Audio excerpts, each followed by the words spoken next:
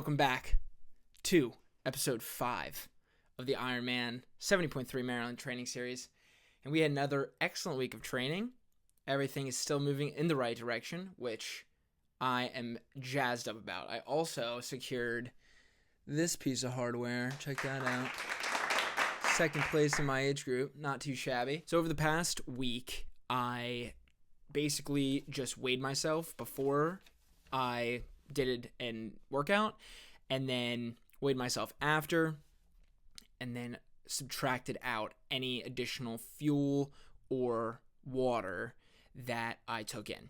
So I had a 1 hour swim at race pace, and I lost 2 pounds over the course of that swim. So that would be like 32 ounces or around 950 mLs. Then for the 10K, I estimated around 602 mLs, and I had small sips of water at the aid stations, barely anything noteworthy in terms of volume. And then that evened out to probably around 26 ounces per hour if I would have extended, because the run only was around 47 minutes. And then for the bike that I did this weekend, when I did the 56-mile ride, it actually ended up being pretty close to a race pace effort. But I noticed, because I lost almost 8 pounds, but I was able to fully replenish that between fuel and water. So I actually ended up gaining 0.4 pounds during that ride. So I definitely overhydrated a little bit. And then I ran 2 miles after that at race pace, and I lost 0.7 pounds. And then the final 2 workouts were both swim related. I did a recovery swim where I lost a pound in 30 minutes. And then yesterday I swam and I drank 18 ounces of water, and I stayed exactly the same. They had just filled the pool as well, so it was actually quite cold, which I think had a bigger effect on how much I was sweating. So I probably didn't sweat nearly as much as I did during the 1 hour swim and then the recovery swim. What does all that mean?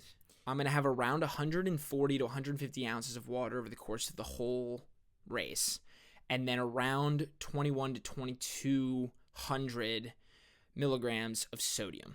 And I have a breakdown of how that's going to work. So like I said before, the swim, you obviously can't hydrate during. So beforehand, I'm going to take around 12 ounces of water with 600 milligrams of sodium. Then for T1, I have let's see, both of these. I have the electrolyte Ultima that I talked about before, I think. I don't know if that's going to come into frame. Maybe if I pull it over here. Who knows? Okay. But that's that.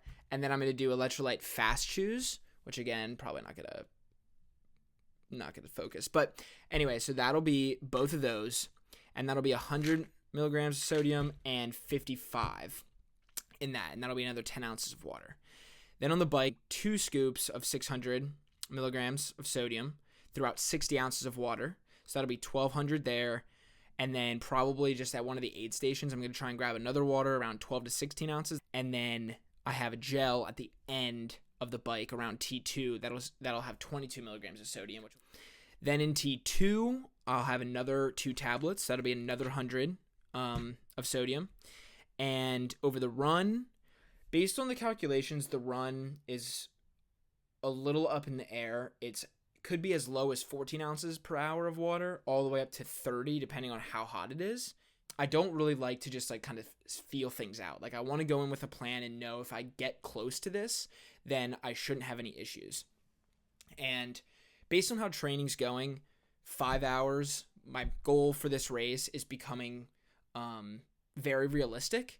And as long as I can continue to stay healthy, work towards this goal, it should be achievable as long as I'm fueling and hydrating correctly. So just to remove any intangibles, I just want to get as close as possible to what exactly my body needs so that I mitigate any random things happening or any cramps or anything like that might affect the goal. So pretty short one today. That was a pretty insightful week for me. I've never done something like that before. I would absolutely suggest doing it to get a better understanding of how much you are sweating. Like I said in the last video, I have a very, very high sweat rate. And obviously conditions now are not ideal for the testing, but it's a great place to start. I can now go from here and continue to get a little bit smarter and continue to learn about what's best for my body. If you have any questions about hydration, also leave those in the comments. Like, subscribe, all that jazz. Okay, with that, that is episode 5.